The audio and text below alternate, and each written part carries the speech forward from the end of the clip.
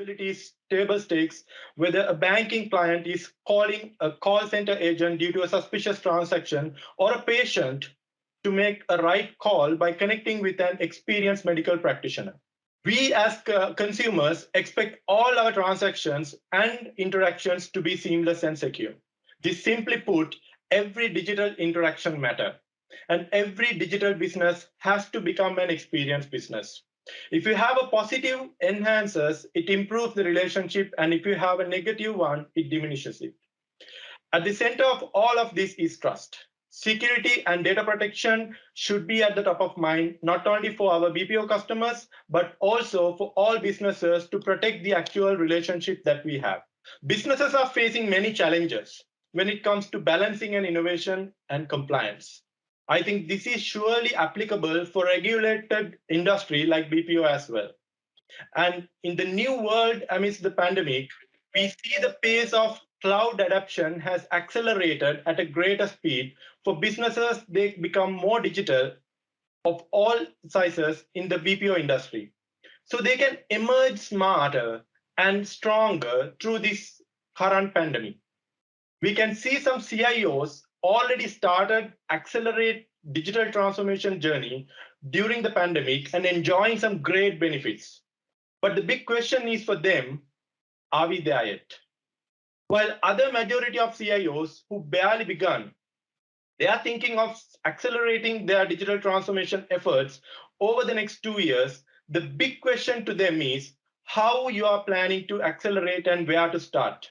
Today, organizing this event, our effort is to answer to these two big questions as we believe no one should left behind in this rapid digital transformation journey to stay resilient in this new world of business. So thank you again joining with us today in this event. I hope this will be a great investment of your time.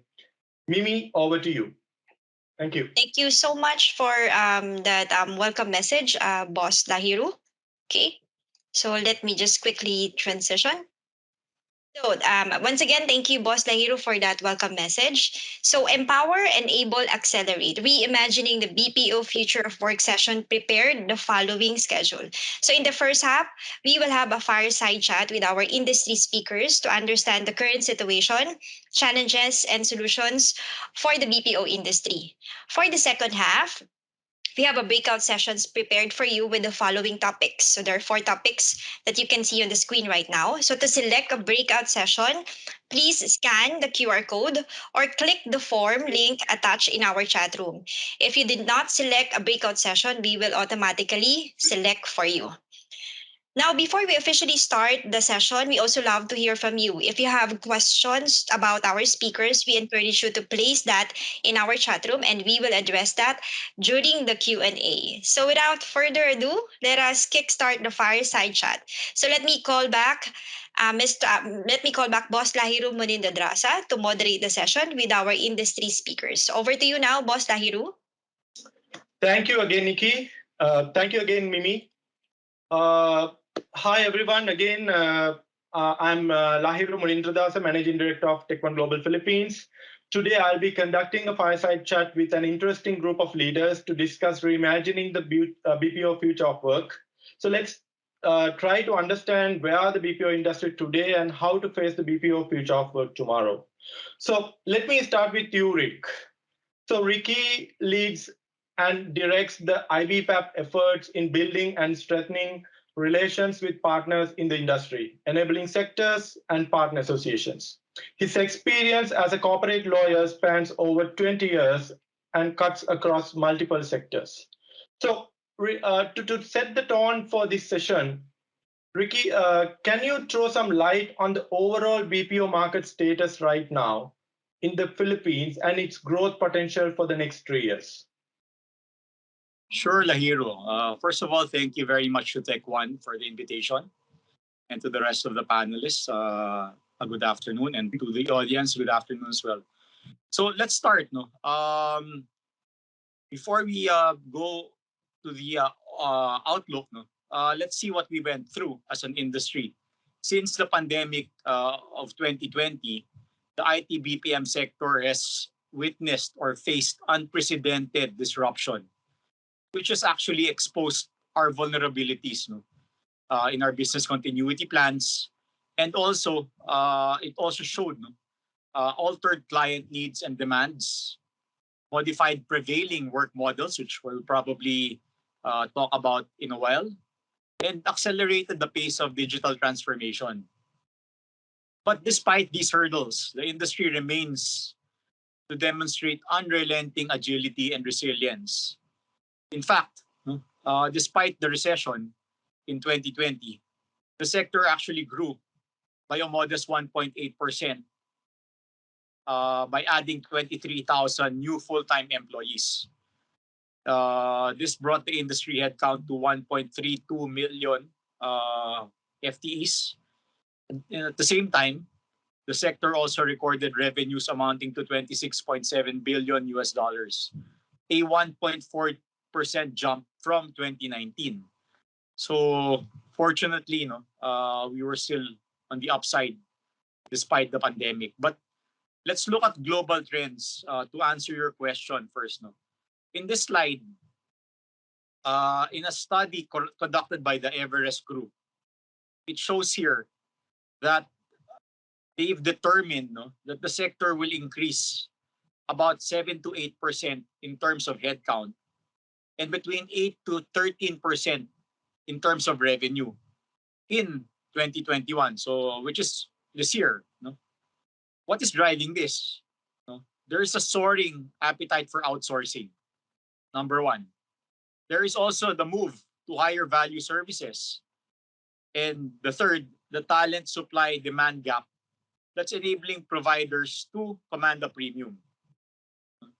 Aside from that, there are also growth drivers, such as the positive enterprise sentiment, the vaccine rollout, as you can see in the Philippines, no? And specifically in the National Capital Region, we have just been averaging 105 cases of COVID-19 the past week.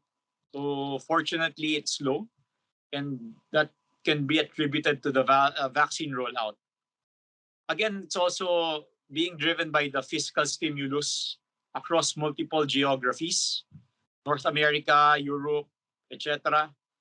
There's also pent-up demand. We can see this not only in our sector, but even the travel sector. There's such a thing called revenge travel, revenge vacations. And then digital acceleration is also driving. And lastly, the need for cost optimization. So what does this present? No? There are opportunity areas. No? On the right side, you'll see several subsectors. You can see the insurance BPO having several services. No? Life sciences, healthcare, all in demand. No? In the next slide, let's focus on the Philippines. So for the Philippines, we're also seeing an increase this year by 7 to 8% in terms of headcount and 8 to 12% in terms of revenue. And this is driven by, we can see this, the job street shows that a lot of openings are coming from our sector. And real estate is driven by our sector. Close to half is coming from the IT BPO of the office take-up. And then countryside locations are also on the upswing. So that is actually the forecast, and that is actually where we are in terms of the market right now, Lahiru. All right, thank you. Thank you for providing some interesting insights about the BPO industry, Rick. We have two experienced female leaders in our panel today. So let me start with Beth. So Beth is the Director of Small, Medium, and Corporate Business for Microsoft Philippines. Her team caters to private enterprise across all industries and public sector. She's an accomplished IT executive with over 3 decades of experience in the industry. Beth, this question is to you. With this pandemic, the BPO industry is reorganizing and reimagining its workplace to address employee experience and well-being better. Mm-hmm. So what are your take on employee experience and its impact on the BPO industry? And how can technology front runner like Microsoft help the BPO industry improve employee engagement and well-being to be future ready? So thank you for the questions, Lahiru. So there are a couple there that I need to address, right? But before I go into my responses, I'd like to say good day to everyone and thank you all for being here. No, so let's start with the impact. So the pandemic has had a huge impact on business continuity for the BPO industry. And as Ricky mentioned earlier, well, it's really that's one of the impacts that they really have felt. So it's not just the BPO industry, but the business community in general. So Mimi, I think I have a slide that I would like to share with everyone. So I think what is key is the learning from the impact.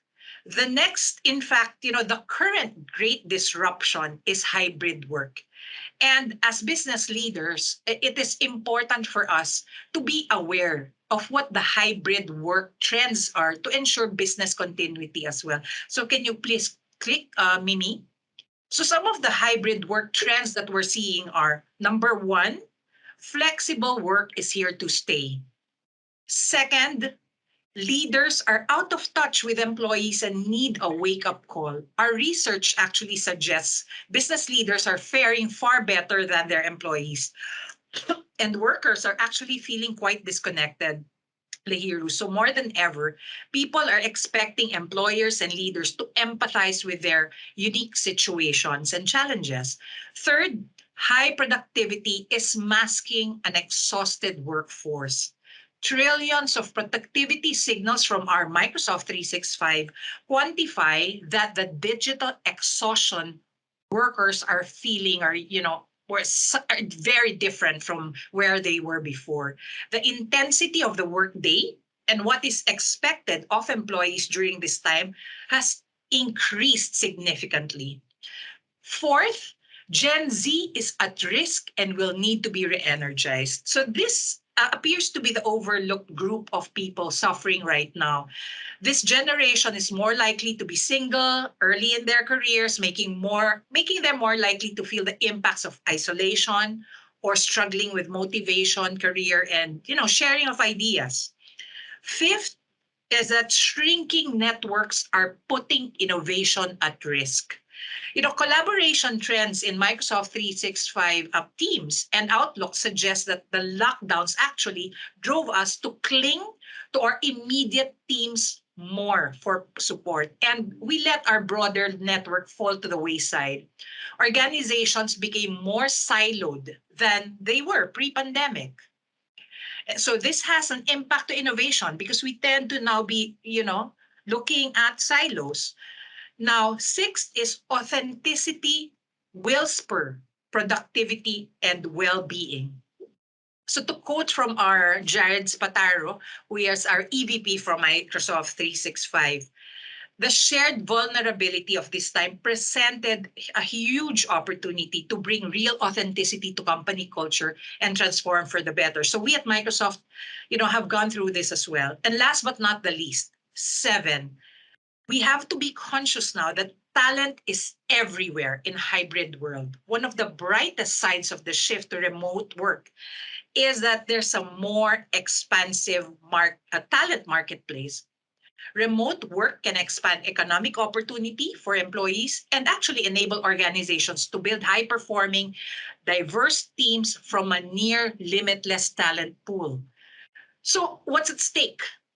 What can the further impact be with all of this? As the world opens up, employees are evaluating their next move.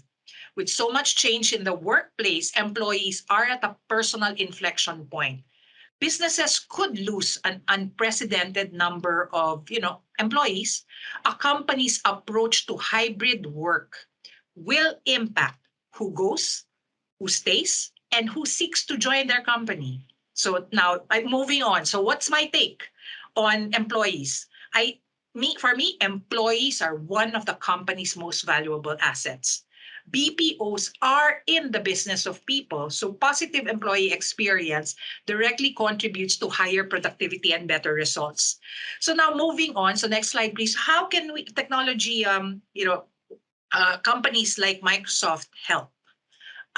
organizations. So there are 4 key points to consider in the journey towards hybrid work for organizations to be successful. The first piece is something organizations have to think about and executives have to lead. It has to be number 1, culture of readiness. Companies have to build the right culture before they can make the move. And where can we, Microsoft, help the BPOs on? Is on next, cloud adoption.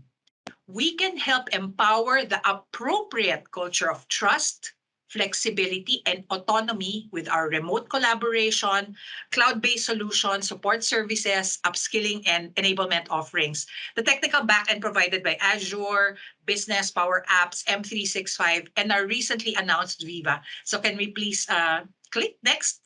Viva is an employee experience platform that empowers people and teams to be the best from wherever they are. So it brings together communications, insights, etc. So it brings really innovative new services and insights focused on people development and success. Next is we can help on zero trust architecture. We work on the assumption of breach. It is the foundation of our strategy. So zero trust allows our customers and employees to protect access and data. And last but not the least, network modernization. So that's a long answer, but it answers all the 3 questions they have presented, Lahiro.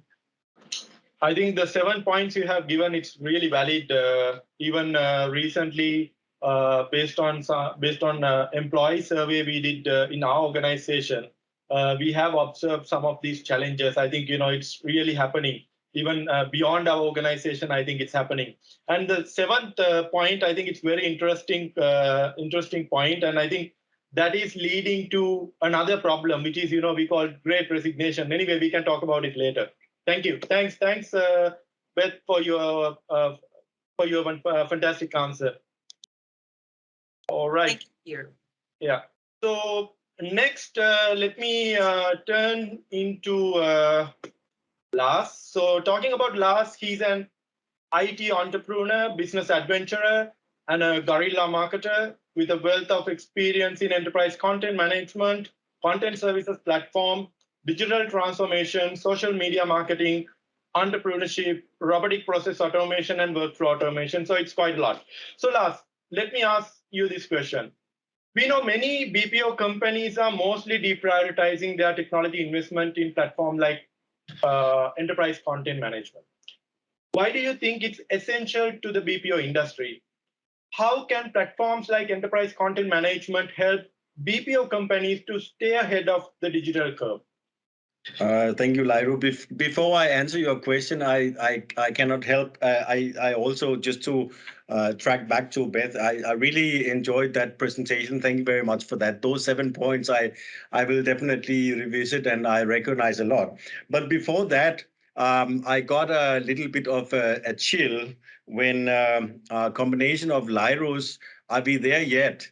and Ricky's revenge vacation. Are we there yet? It is exactly what has been wrong the last few years. The kids on the back seat on the road trip saying, "Oh, are we there yet?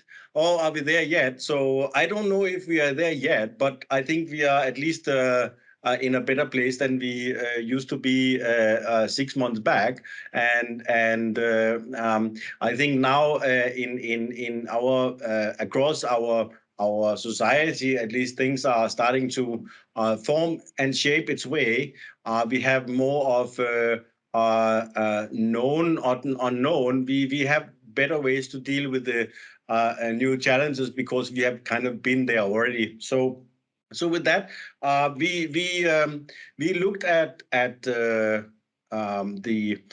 whole end-to-end organization of the BPO in our market studies, and many of you will remember the days of March 15, 17, 20th last year, where a lot of BPOs were struggling with having the ability to move computers, PCs to people's home because they were not allowed to go to the office. And still until today, we are struggling with the aftermath of the legal framework, whether you can legally work from home if you are part of a BPO that is supposed to operate out of a facility that has a certain tax benefits. But most of the focus has been on the frontliners of the BPOs. I think I have a slide I can share.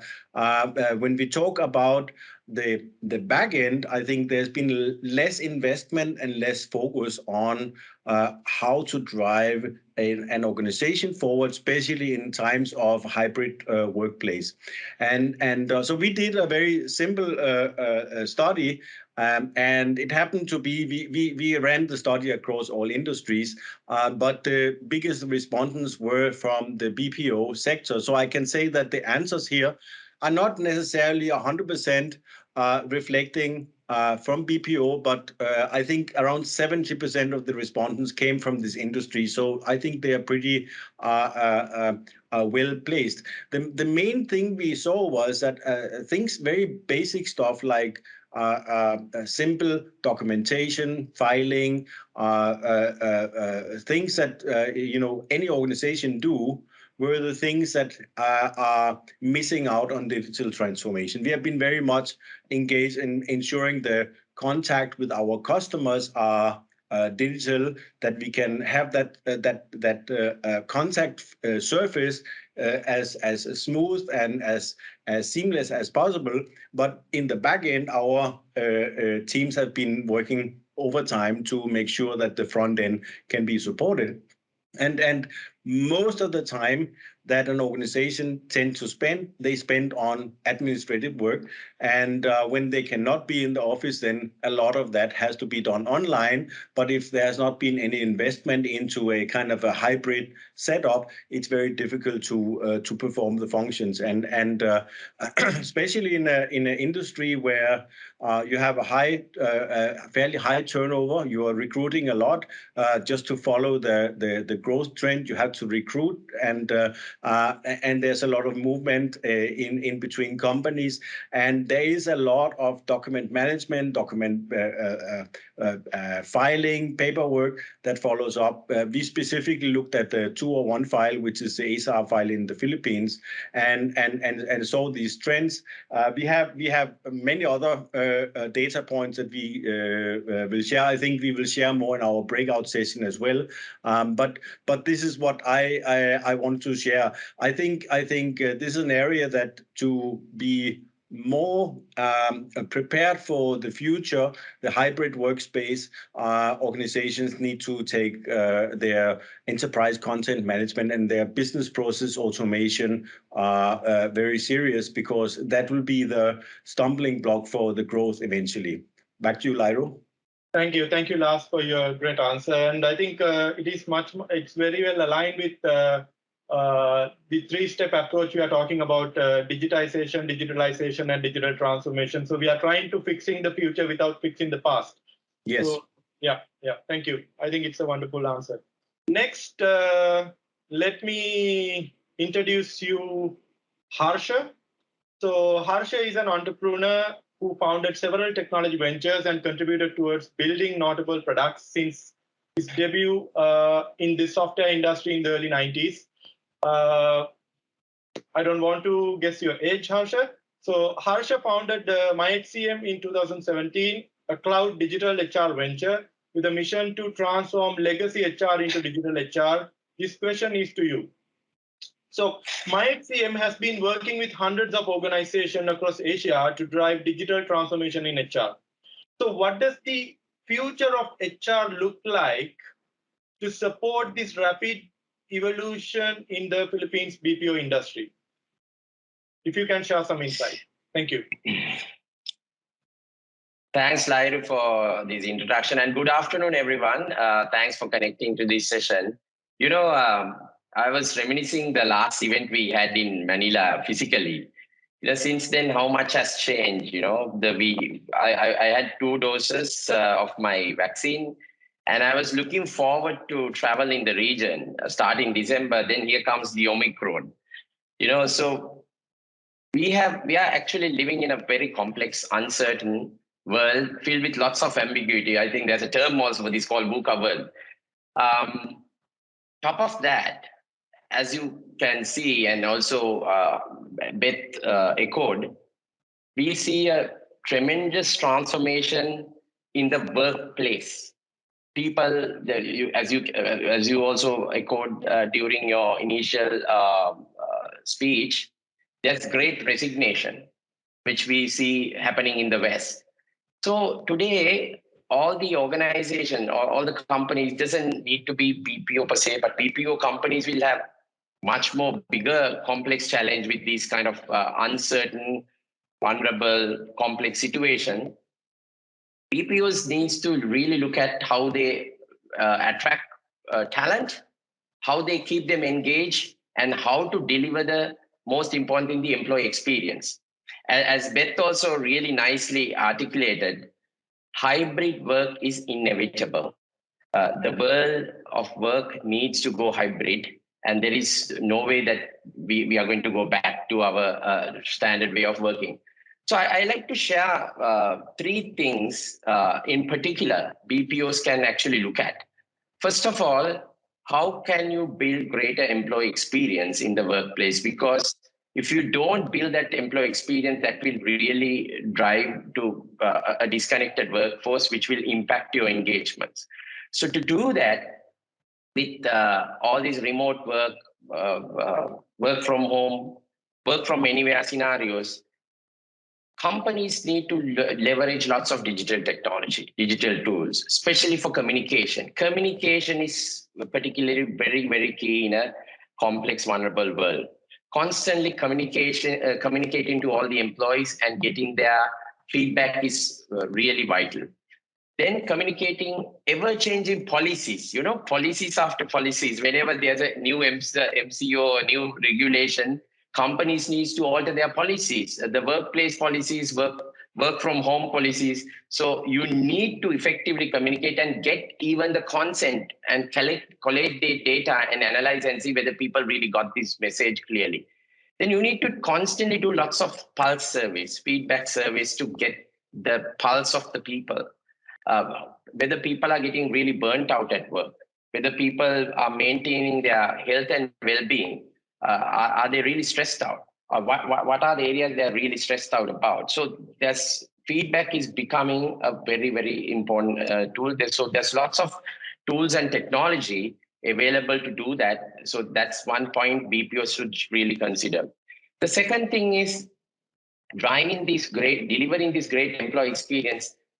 With people are now working from anywhere, how do you really build this employee experience? What's the device that you need to deliver this employee experience? That becomes very important. So mobility, how do you enable mobile apps to fulfill all the mundane tasks and deliver fantastic experience from the morning when they wake up and till they close with work? How do you deliver that employee experience using a mobile? Then one of the other interesting phenomena is chatbots. You can deliver chatbots friction-free today with platforms like Microsoft Teams. On top of Teams, you can deliver friction-free experience for employees to constantly engage, ask mundane questions, and get away with day-to-day other tasks that will help them to be more productive at work. So my message for BPOs is to look at technology to make mobile first, as also deploy these chatbot solutions, which will really drive employee experience to another level. The last point, I can go on and share lots of points, but another key interesting point that I like to highlight with all this pandemic, the recruitment or the entire application tracking process went virtual. People were virtually interviewed, even the panels connected virtually, and the onboarding was completely remote. So you need to have technology deployed to bring the right experience for all the candidates, because the employee experience journey actually starts from there, from the point where the candidate is connecting with the organization. How you welcome them and how you onboard them matters a lot. So there are lots of technology available to streamline this process in a virtual world. Things like deploying chatbots to do initial screening, video interview capabilities to do video screening and collect all this data and meaningfully shortlist people, and the shortlisting process all the way to signing things digitally, documentation sign off, even last talk about it. How do you really sign off things digitally? And finally, to onboard. So the last point I'd like to share for BPO companies, you need to deploy this technology because you are going to hire talent from everywhere. And there's not going to be physical interviews all the time. There will be lots of remote virtual interviews. So I'll talk more during as we progress on the chat. Thank you, Harsha, for sharing some interesting insights. And I think, as you said, employee experience is the key to organizational success in this new world of business. Today, we have Nisha in our distinguished panel. So Nisha, with more than a decade of experience in the space of analytics, Nisha comes with exposure to a range of enterprise challenges, from large enterprise data needs to complex artificial intelligence applications. She has always enjoyed the insights into leadership directives. So Nisha, I think you are the best person to answer this question. We know big data gathered during a service interaction can offer incredible insights to the rest of the organization. So how can this business intelligence guide BPO leaders in their organizational decision making, and how AI can help the future of BPO companies' decision-making process? Thank you very much for that question, Laro. First of all, thank you everyone for joining in, and I have been enjoying the responses provided by the large group of esteemed panelists here. And yes, I think everyone has touched upon these aspects. And one thing I will say is everything is backed up by data, right? Everyone knows how the trend has been moving on. Personally speaking, BPO as an industry has been very close to my heart because one of my first engagement within analytics more than a decade back within BPO on how to leverage the data. So that's why I've seen how there are some of the fundamentals of how data can be used within BPO. That is one phase that I've seen. And what has kept me exciting also is how new technology, you want it or not, gets adopted into it. I think BPO as an industry has been phenomenal in collecting the volume of data. Data is captured at various different touch points at every journey that a customer goes through. There are multiple data that is being collected. So there is a world of information which can be easily tapped into. But how is it being analyzed? How is it being adopted and monetized in other words, is where the challenge comes in. There are teams today and even historically who use it for some of the regular KPIs, right? Your SLAs have to be met, the turnaround times that you do, what is the resolution time? These are some of the things.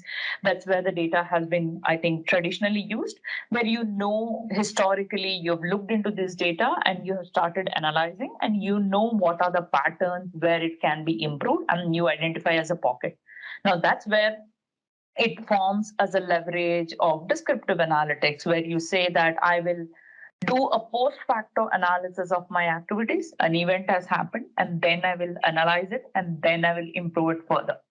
So this I think there is no dearth of KPIs that are being adopted across the industry for this particular purpose. So and it has just evolved, right? These are like a default set of things that they always adopt.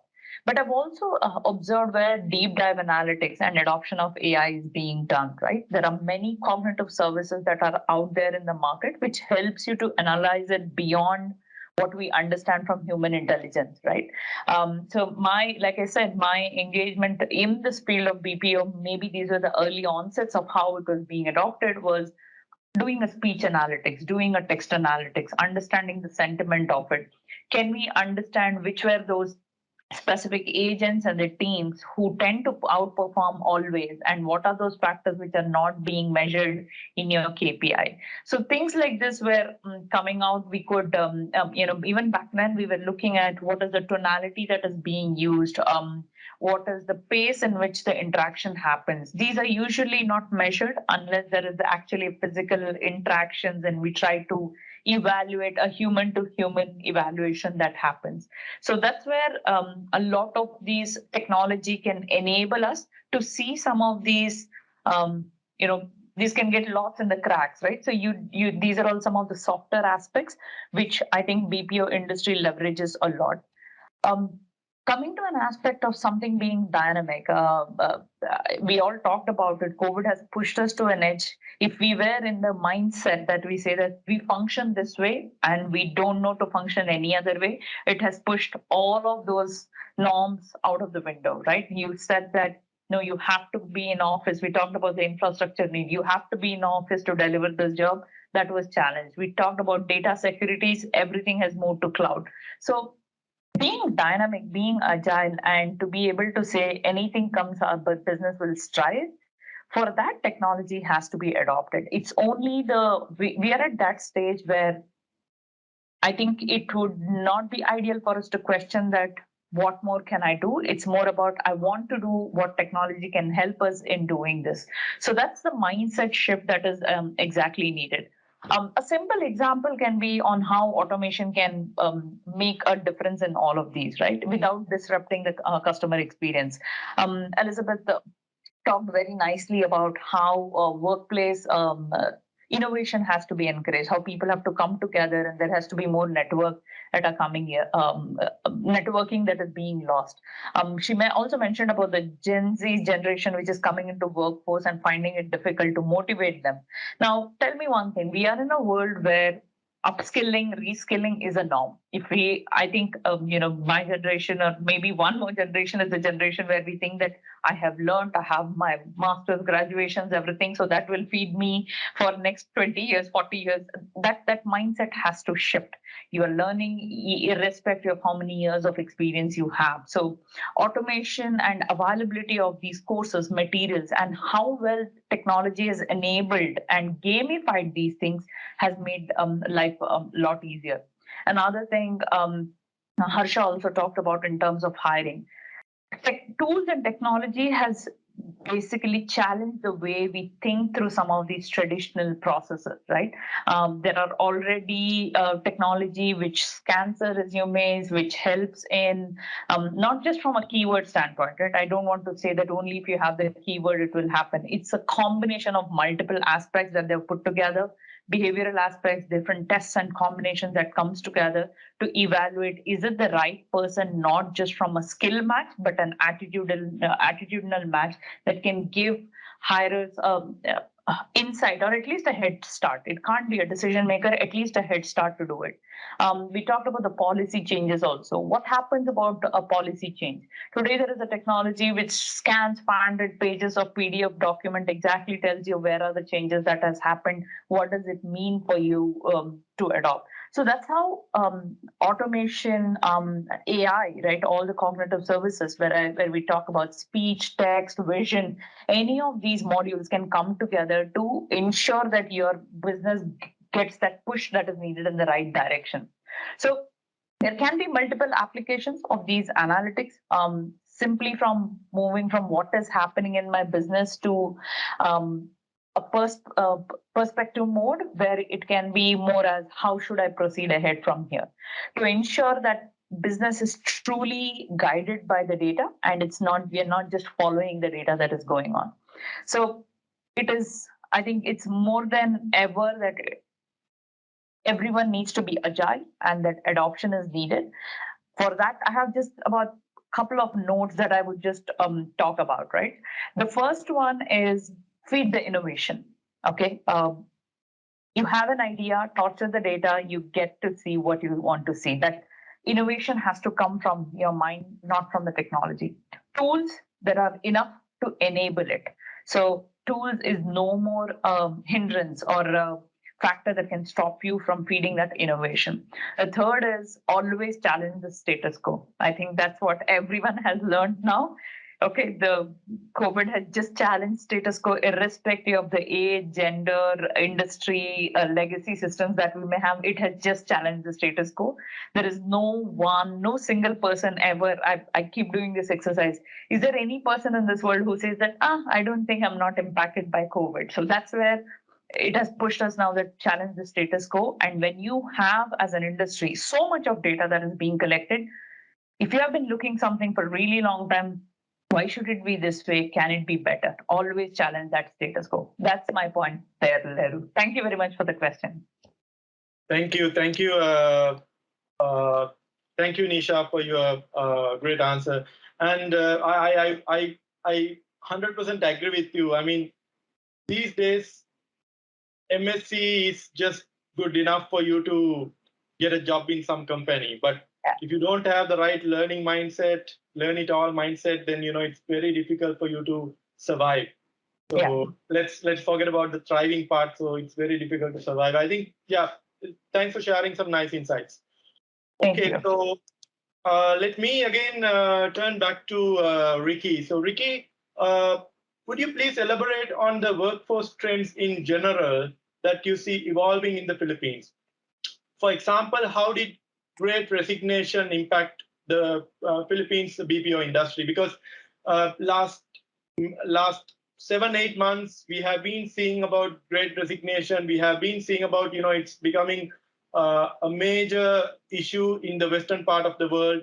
So I think even some of the Asian companies also having some challenges on this. And also, are there any specific hiring retention trends that we notice in the Philippines, especially during the Burr months? As we are still in the Burr months, so I would like to understand that. And also, please share if you have any key message to this audience to take away from this event. Thank you. Thank you, Lahiru. So for that, I'll answer the second question that you posed. No? Yeah. So during the Burr months, it's usually a peak period for the BPOs. So I think the challenge here, brought also about by the Great Resignation in the West, is there is really there's a lack of talent. No, even if you want to expand, the first thing that you have to do is build up your talent. And based on the feedback that I'm getting from our members, they're having a challenging time securing the talent. So I think that's one effect of the Great Resignation.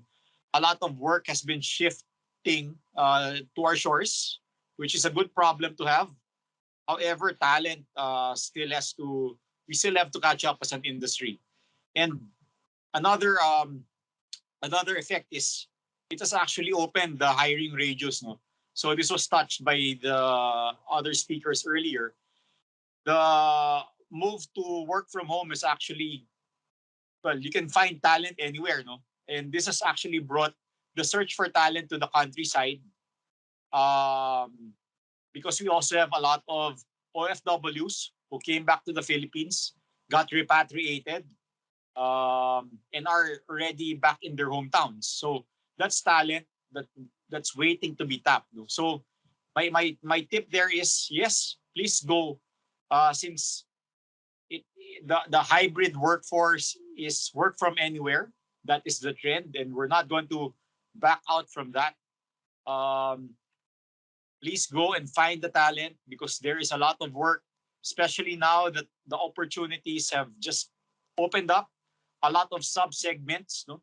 And these are the emerging sub-segments I mentioned earlier: insurance, healthcare, BPO, HR outsourcing, customer experience management, and even very highly specialized, cloud, data center services, finance and accounting. All of these, as shown in my earlier slide, need people and talent, and now is the best time to really build the talent. And it's a challenge to our industry, but I'm posing it to all the listeners out there to help the industry come up and upskill and reskill the talent, so that we can service more and more companies who are looking to our shores for the services that they need. Thank you, Lahiru.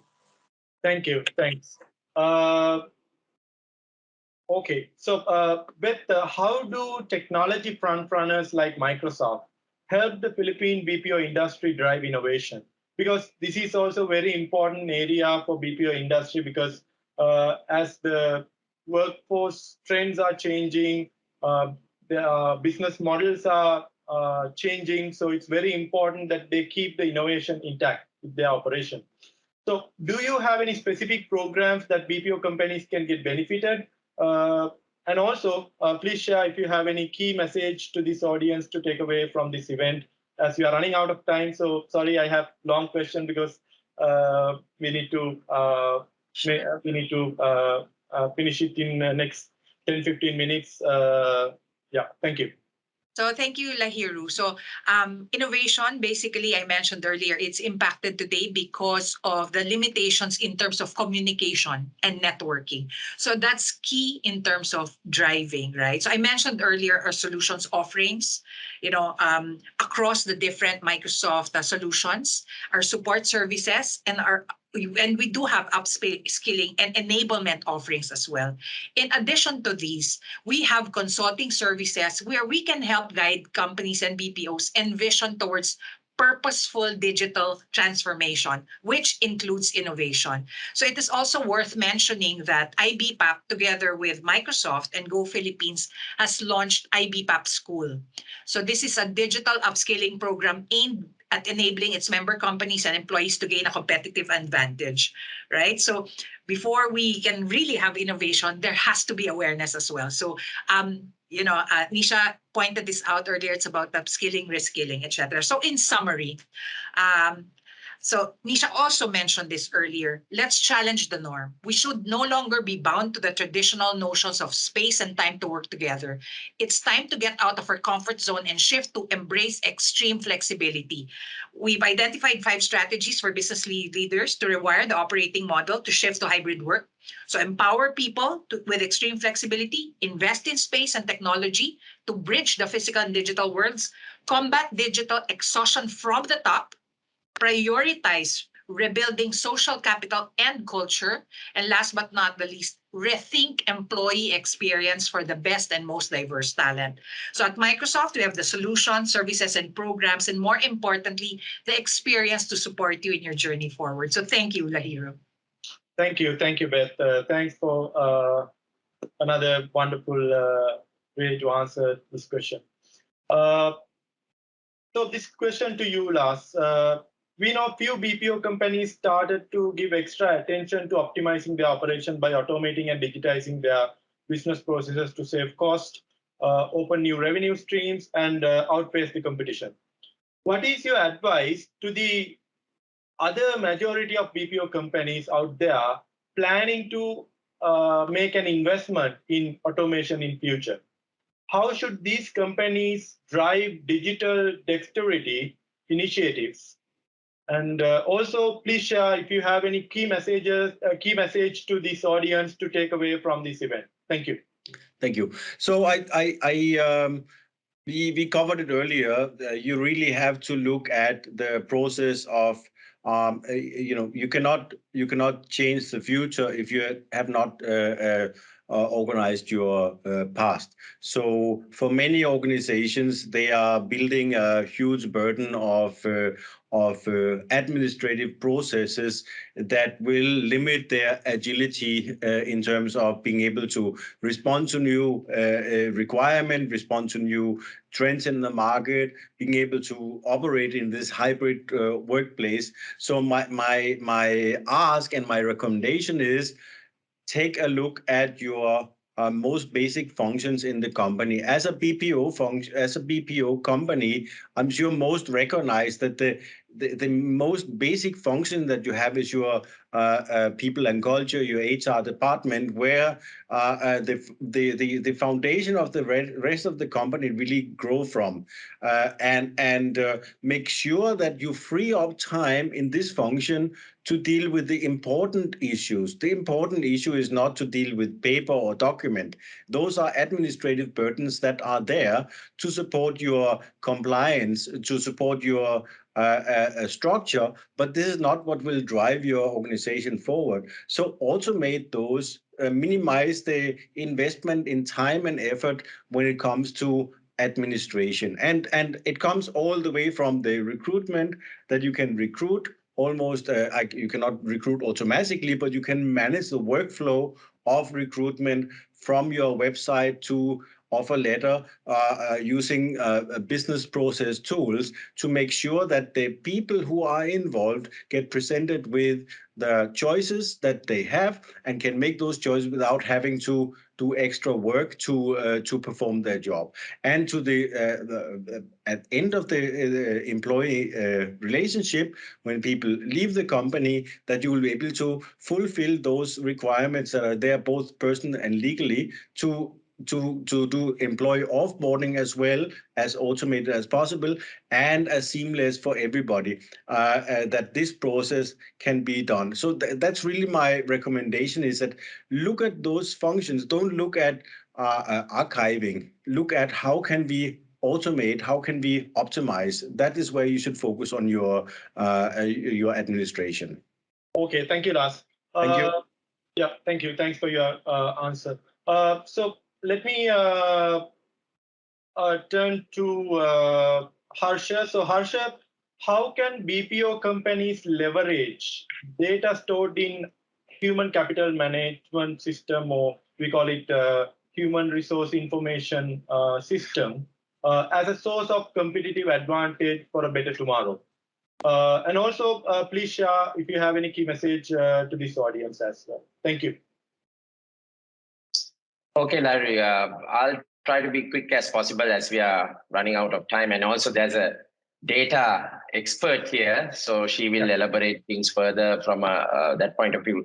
But let me be very honest, working across Asian companies, though there's technology tools to do lots of things to harness the power of data, the companies are still struggling to figure out how to do it. In the sense, they are still in the early stage. I mean, Nisha can shed some light on this, but my experience, at least on the side of talent analytics, people need to be shown what we can do. So that's what we have started doing.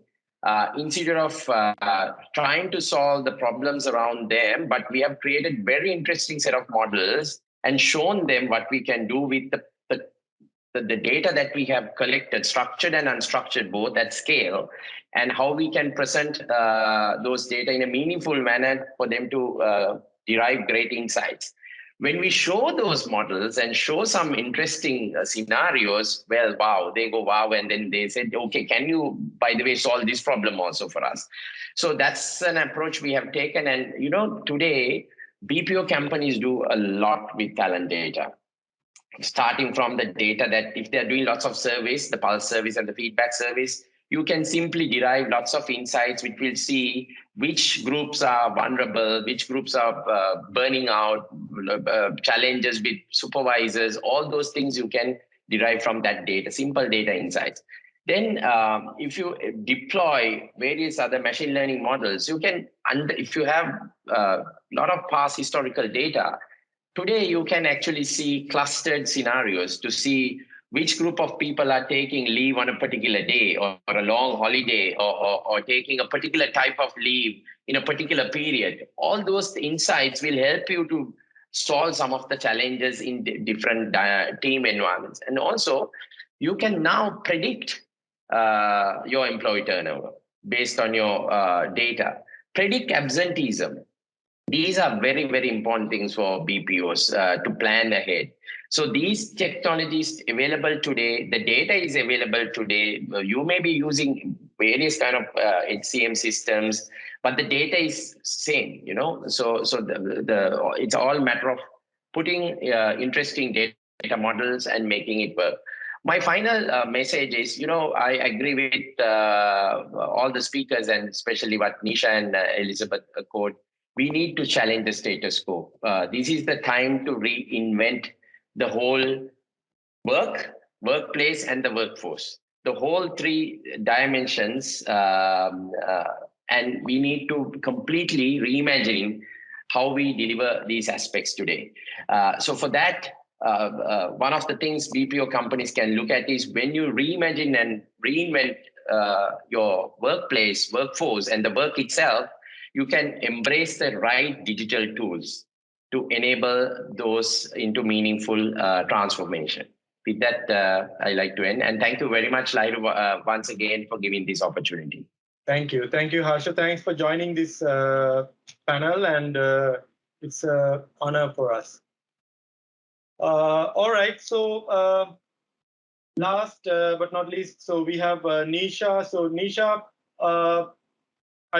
anyway, the last question, and I think that is one of the most interesting question I have for you. So, what are the new trends you have seen amid a pandemic in big data analytics space in the BPO industry? So, if you can share some of your experience, I remember you shared some of your initial experience as well, but specific to the pandemic world. So, what are the key trends, big data analytics trends that you have seen, new trends that you have seen? Can you please share? And also, if you have any key message to this audience to take away from this event, please. Thank you. Thank you, Lahiru. I'm going to keep it simple, right? Automation is here to come, okay, and that's where all the trends have been coming. I think even if you think of industries like, I mean, I wouldn't call it an industry. Your movies as an industry, if you think that blockbusters was a thing, now Netflix has redefined it. But again, the experience is different, though the product might be very similar. Airbnb has a similar story. Your Ubers and Lyfts and Grabs have the similar kind of story. So automation, how simple it will be and what will be the user experience. That's where the trend is moving towards. The second aspect that I've looked at is automation, but in terms of what kind of support can be provided at their own goal, with the human interaction reducing and human interactions where it is like, do I really have to call up someone? A simple ask, right? You need to check something, you will drop an email or drop an SMS or drop a WhatsApp note than picking up the phone and giving them a call. So you would always love to have an application form than having a conversation. So though it is, I think from a social being standpoint, it's a negative trend going on, but there is more and more business that need to cater to this ask of automating the way services being provided. And there is a lot of requests. I have been talking to a lot of customers on chatbot support, and not just on, help me find this document or asking a yes or a no or an appointment question, but going beyond to understand what is the user intent. Would you like me to give you a call back? I would like to have more details on it, where they can do a natural conversation. So conversational AI has been adopted a lot. And obviously, there is, technology still has some limitations on how far can we push, but from cognitive services, that adoption has been phenomenal. Similarly, for recognizing an original photograph to an actual face of a person. So stuff like that, there has been a huge adoption. So I feel BPO as an industry, knowing that everything is moving from a product model to a service model, there will be the demand and how rich BPO industry leverages data. There will always be a need for it. It's about how do we push the envelope? That's what will be needed. If there is one message I have to give this group, is just reinvent. Okay, for the amount of low-code learning platforms that we have, where and the way they have simplified the learning modules, I think this is the time when I've seen the easiest way to adopt onto a new technology and just explore. So don't be shy to be the master of all trades here, because it is important. I'm just mixing both of those words, because you got to taste different things before you understand what you really like. So just be experimental and be agile for what's coming up. So that's my word there, Lahiru. And I wish everyone a very great future ahead on that. Probably, I think what's important is to understand some low-hanging fruits. So before taking a big project, it's better that you understand some quick wins you can get, and probably you can try with some automation. You can try with some analytic projects. So that will help you to really make a start, right? Because without a start, there won't be any end. Correct. Yeah. Yeah. All right. Thank you. So thank you, leaders, joining this evening to share your wisdom with all our audience here. So Mimi, again, over to you. Sorry, I think I used more than 15 extra minutes, so sorry about that. So I hope all of you will enjoy the next breakout sessions. Thank you. Thank you, bosses. Thank you so much to our speakers for that very insightful fireside chat. Okay, so we hope that you gained insightful information about their discussion. If you have any questions to our speakers, we encourage you to place that in our chat room and we will address that during the Q&A. Now, moving to the second half of our webinar is our breakout session. So we have 4 breakout rooms prepared for you. So the first one is automate and digitize your business process with Enadoc. Sustain hybrid work setup, communication, learning resource, and insights by Microsoft. Engaging employee experience in the hybrid workforce with MiHCM. And data literacy through smart and focused utilization of data with Just Analytics. This would be facilitated by the following speakers. We have Lakmal Emboldenia, VP for Global Pre-Sales Delivery Support Service of Tech One Global and Enadoc. We also have Wasanta Wirakuni, COO and co-founder of Tech One Global and Enadoc. We also have Barbara Ann Garcia, Azure Business Group Lead from Microsoft Philippines. And of course, we're welcoming back Ms. Nisha, Head of Solutions Engineering of Just Analytics. And also Mr. Harsha Purasinghe, Founder and CEO, and Nayanika Wijakun, Marketing Manager of MiHCM.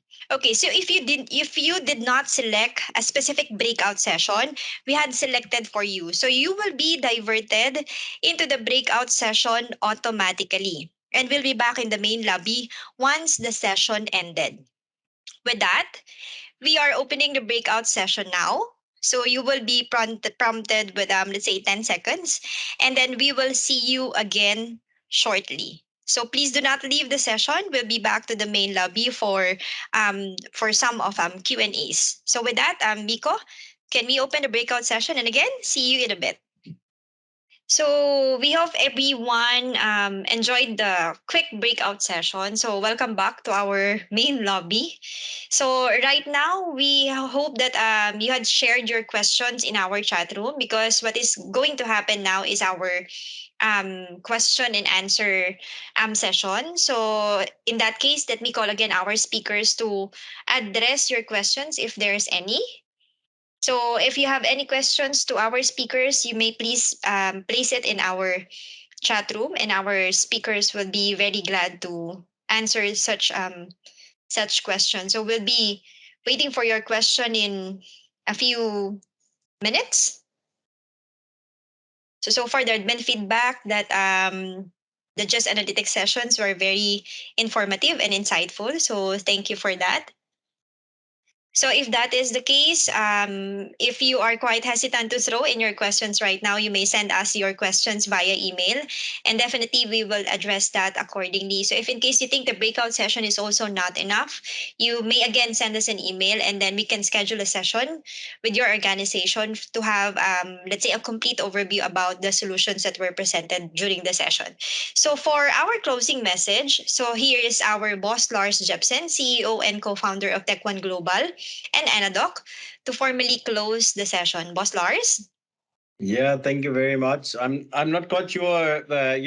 We also didn't finish our session. I think Lakmal just got started when we kind of got pulled back into we got teleported back into the main lobby. So it's always interesting when you're trying something new. So I just encourage everyone to register your interest, and we'll be happy to give you a private presentation of what you have been missing in any of the breakout. So besides that, thank you very much to all of you for investing your time with us this afternoon. Thank you to the speakers. I really enjoyed listening to the presentations and to the insight that were given, and it's interesting to see, how things are really coming together. Of course, we are ourselves also using Microsoft Teams and Microsoft Viva on a daily basis, but it's interesting to see how the data really helps to understand better how employees are engaged and how employees are disengaged as well in their job. Again, in the BPO industry, the biggest asset is, of course, the employees, and most of the organizations are dealing with a very, very high number of employees. So digital transformation and leading that whole business is a challenge in this environment. So thank you to all of our speakers for giving us some insights and some ideas on how to better that. And we look forward to engaging with you individually in the future. If you have any questions on any of the topics opened here, we are more than happy to have a conversation. If you want to have a presentation or a discussion with your own team and your own company, we are happy to engage in that as well. So thank you very much. Have a happy afternoon and good evening. And I think it's also time that we say Merry Christmas. We are at that time of the year now, so we did not bring our Christmas costumes, but at least we wish you a good Christmas and a great New Year as well. Thank you very much, all of you. Mimi? Thank you so much, Boss Lars. So once again, thank you so much to our speakers from Tech1 Global, Microsoft, Enadoc, Just Analytics, IBPAP, and MiHCM. And of course, to our online audience. Empower, enable, and accelerate your BPO business. Schedule a free consultation now by sending us an email at aliana@tech1global.com. So we look forward to seeing you again in our next events. Stay safe, stay healthy. This is Mimi Navarro. Have a good day, everyone. Thank you. Bye. Take care. Thank you. Thank you to our Happy holidays, speakers. everyone. Thank you. Thank you, Amy. Thank you, bosses. Thank you.